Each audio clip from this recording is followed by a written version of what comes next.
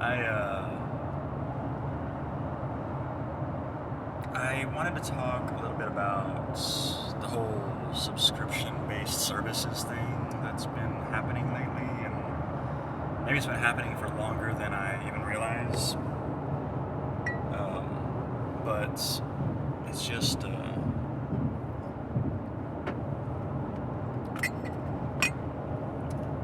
it really bothers me because I feel like why?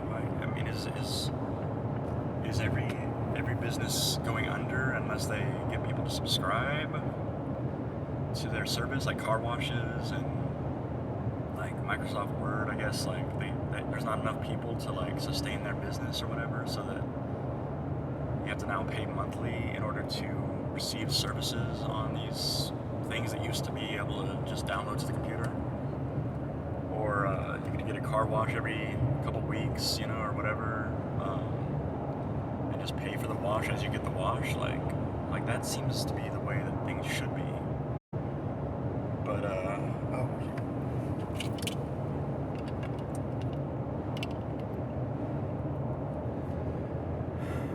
but it's just really upsetting to me. I think that it's like that now. I mean, I feel, I guess it's upsetting to me partly as an artist, I think. Well, I am an artist who also has a teaching degree and a library degree, but I'm trying to do the art again,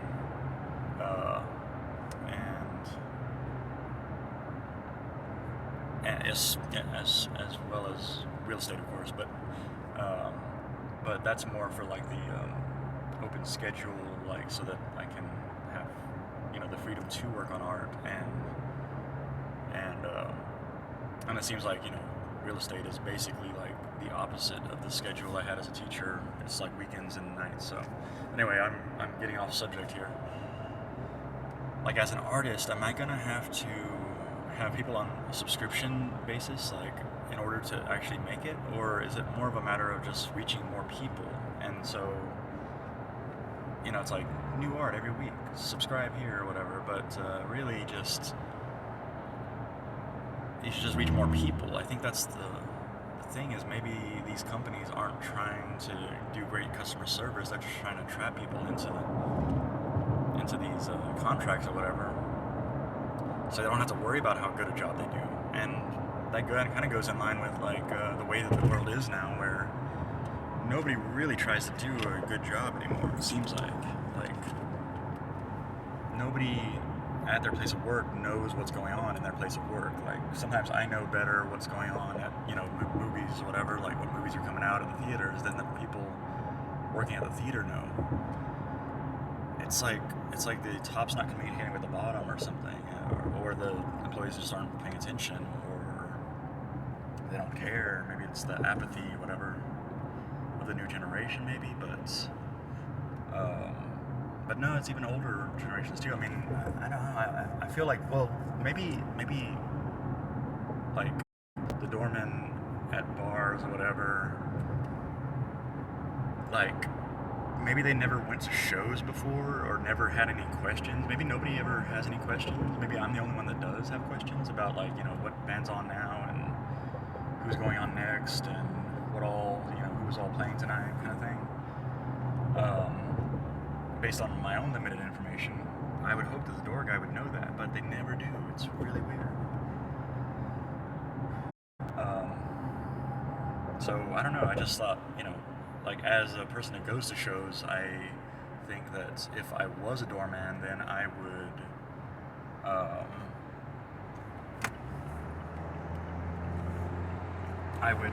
want to know these things. I'd want to know as much as I could possibly know about the place where I'm working, so that I can tell people, these are the drink specials, this is the whatever. I feel like I'd want to do a good job like that. So, and I just don't know if other people don't feel like they just want to do a good job, or if it's like they don't even think about it, So anyway, I kind of got off from subscription-based services to just people doing a bad job, which could be related, maybe, and according to what I just said, it is. but I don't know. I just wanted to rant a little bit about that because it's really kind of ridiculous. Like all these things, it just seems to me to be ridiculous. But maybe I'm the only one that feels that way. I don't know.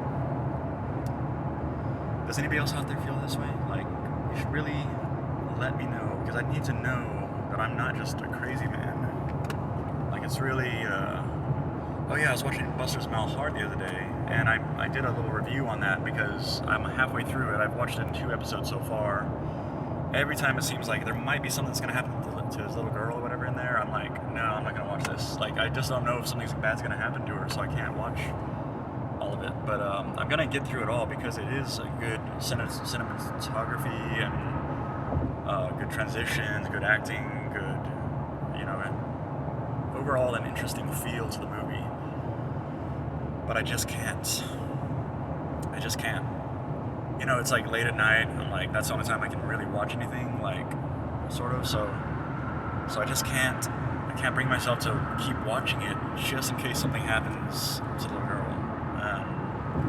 I shared my theory on that.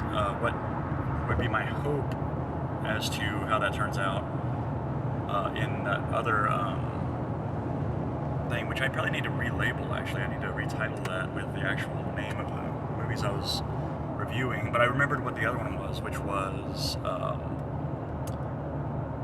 Between Worlds with Nicolas Cage. And what I would say about that one was, I think it was an interesting concept. Okay, I'm looking at my map too here. I gotta go exit 9A, which is in like 6 miles, 8 miles. I don't know. I can't really see the little map thing, the little numbers. Which really give you, I don't know. Maybe they do give you an option to put numbers bigger and letters bigger on the maps, but I don't know. Anyway, so Between Worlds was an interesting concept. It was kind of a disturbing, familial, relationship kind of thing with a supernatural aspect, but so it was really weird. But the acting was really weird in it. Sometimes it was good, sometimes it was bad.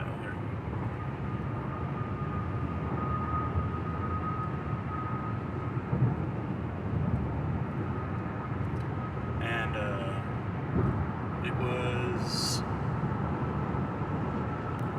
it was kind of weird. It was almost like Nicolas Cage, I think, was maybe trying to be like a guy, like a normal guy, a regular guy that makes bad jokes.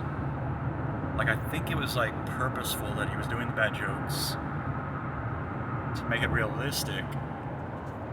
And I don't know if sometimes it was the acting or if it was the way that it was cut or edited or shot that made it seem fake. So there was a little bit of that in it. But I would say, and actually I can't even now remember how it ends, in fact, but I've got a horrible memory, which, is probably contributes to my scatterbrainness, which contributes to my name. The other part being that I break things, but, or my online name, I guess. But, I can't really remember how it ends, but I think it was a good ending, as far as, it wraps up kind of how you would hope that it would, I guess, but at the same time, I guess it has to be sad no matter what. Now, I really need to watch. Well, I think it's no longer streaming on Netflix now, so I guess you might have to find it at the library or Redbox or something like that. But it's, I don't want to recommend it necessarily, but I would recommend it for the concept of it or the story of it. And just know that you're going into it with possibly some bad aspects to the movie. But, you can watch through it, I guess, I don't know, I don't ever give up on things, so once I start watching something, I feel like I have to finish it, so I probably should be recommending just don't, but but it was an interesting concept. I don't think I've ever seen it that sort of thing happened before, and if you have seen a movie like that, like, let me know. I want to watch that one and see if it's a better one to watch as far as the actual technicalities go. But so yeah, let me know. Drop a line on the chat or whatever, and let me know if there's a better version of that I'm missing out on. But basically, it's yeah, you don't really get this from the preview when you see it on that thing. Well, now that you know what, on Netflix it wasn't even a preview; it was like a scene. So yeah, you wouldn't have gotten it anyway. So probably in the preview they would have mentioned something about how like this guy's dead wife comes back through this lady's daughter who he's dating, sort of. So, and you know, I guess you kind of like, you know how Nicolas Cage acts, and basically you're getting Nicolas Cage if you're watching that. So if you like Nicolas Cage, then you probably like it. Anyway, but yeah, and then the other lady was the lady from the lodge. I can't remember. I don't know what her name is. I never. Yeah, and I thought she was American, but in this she was German. So maybe she's German and she just puts on a good American accent on the lodge show. But yeah, so I don't know. Yeah, it was hard to tell whether it was good acting, bad acting. Sometimes it was good, sometimes it was bad, but it could have been the shots, or it could have been the editing, or it could have been whatever. I'm not the greatest judge of acting, which I guess if you're not a great judge of acting, you're probably not a good actor. I bet. I don't know. Anyway, and actually, I'm acting like I know what I'm talking about right now. Am I doing a good job? Because I think I'm not, maybe. Wait, I just said I don't know a lot of things, and then I said, am I acting like I know what I'm talking about? How can I even do that? Anyway, so Between Worlds, it was interesting concept. If you've seen something like that, well, not specifically like, it's like, and then another lady explains it later, and the explanation of how it happened was good. I feel like it probably has occurred in another movie before. So if you know about this movie, any other movies like this, let me know. I got 1.1 mile to go before I exit at 9A. Okay. So, anyway, yeah.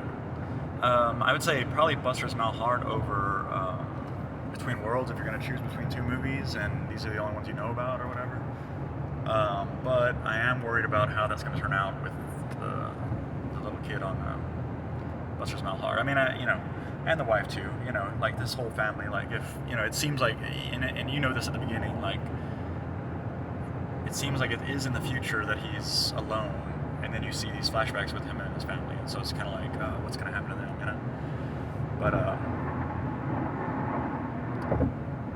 But mostly I just don't want to see anything bad happen to the little girl, and then like that's what causes the disruption between him and his wife or whatever, that kind of thing. Like I don't want to see that. I hope that doesn't happen. And but yeah, so I'm saying this before I watch the rest of it, so I'm not actually doing any spoilers. I'm just kind of sharing my thoughts as I'm watching it, like my worries about it.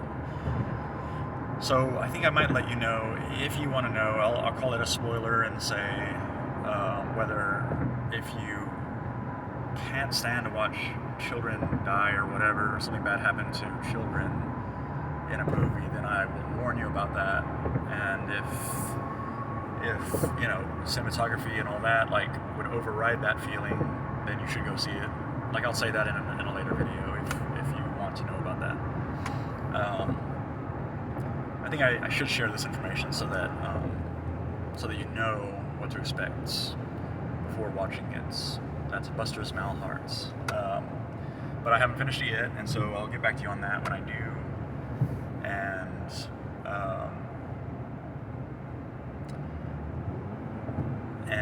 But yeah, at this point I would recommend seeing Buster's Malhart at least halfway through. Nothing bad happens to the kid, at least that. Well, you know what? I shouldn't even say that because, yeah, maybe I shouldn't have said that because then you don't get the stress. But at the same time, if you don't want to watch a kid, someone having a kid, then you don't want to have that kind of stress, you know. Like I have already had that stress for you, so that if that sort of thing bothers you, like just know that for the first half of the movie, it's an interesting thing. It's like interesting to find out like what he was before and what he is now and what happened in between, and the cinematography is good and the transitions are good and the imagery is cool, you know, like it's well done. It's a well done movie. So I would recommend seeing it at least halfway through. And I'll let you know if you are bothered by such you know, tragedies or whatever. I'll let you know whether you might not want to see that. So anyway, so that's Buster's Mount Hard, and what's the other one? Between Worlds. Yeah.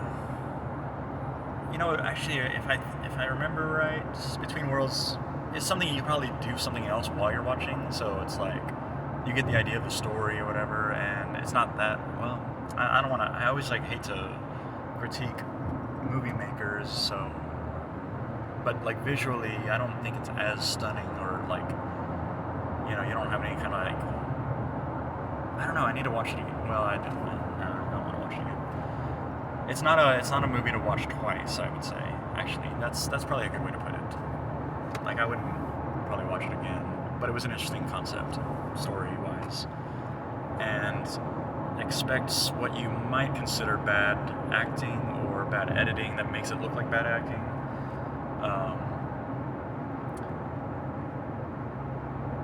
And so, and I don't even know if it's editing or the shot angles or like I remember there was one shot angle where it's like, oh well, if they'd done that differently or panned out from that, that would have looked like good acting, I think.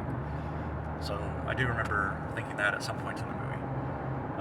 But you know, if you like Nicolas Cage, I think you would like this because it seems like he always kind of acts the same in a way. But in this case, he's acting more like a real guy who's telling bad jokes and then like kind of being embarrassed about it, but not really like he's like owning it, you know. So anyway, but it was entertaining. I think it was entertaining, and you know, I needed to keep watching it to see what it was really about. Like how does all this happen? Like, you know, what was the reason behind it all? Like, it was kind of interesting. It's something I'd never seen before in a movie that I've seen. So, but if you have seen a movie where this kind of possession takes place, for the reason that it takes place, and I guess I'll tell you that now. So, spoiler alert, maybe. Like, I'm very strict on spoilers, so this may not even be a spoiler, but it's a concept spoiler, maybe you could say. This is the concept of how it happened. So, if I think I've given enough time that you could already be not listening if you're worried about it. But this is how the possession takes place. Okay. Because this lady later tells them, this lady that works at the hospital, like the woman has this power to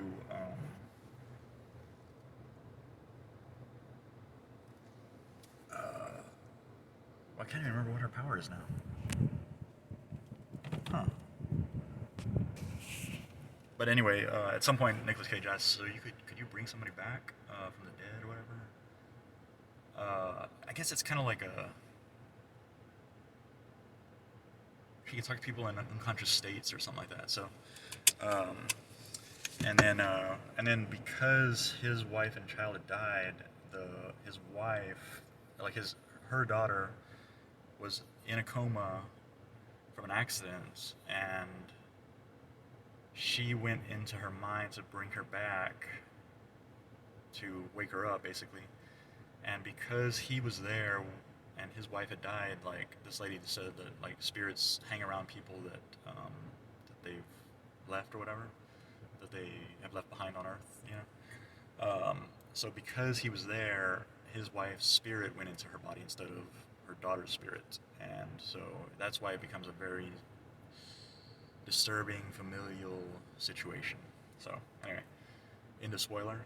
Um, that's all we wanted to say about that. But um, so it's an interesting concept, and